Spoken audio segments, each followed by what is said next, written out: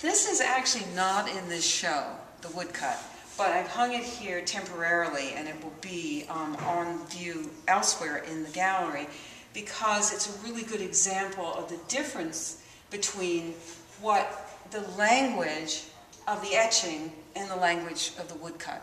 And this is Night Bus Stop as an etching, as a woodcut, and this is the first work. I made it in 1995, and I made it based on a little teeny sketch of the bus stop at night. I was waiting for my daughter to pick her up after she was coming home from school. And it is just the single figure surrounded by the dark. She's reading the paper. And I think it's a very evocative image.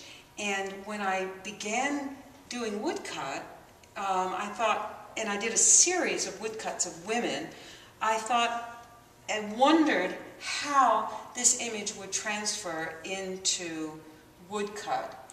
And it is, as you see, it's larger because the tools are bigger. It's hard to get this level of detail in a fine line in a woodcut. And it is only black and white. There's no gray.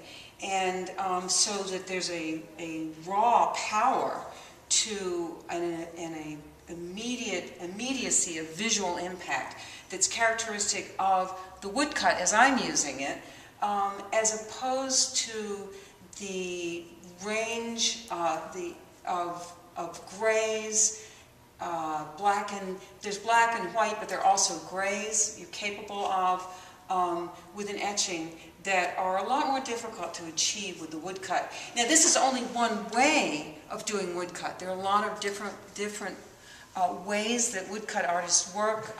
Carol Nelson, who's sharing this show with me, has a very beautiful way of layering on color with different blocks of woodcut blocks.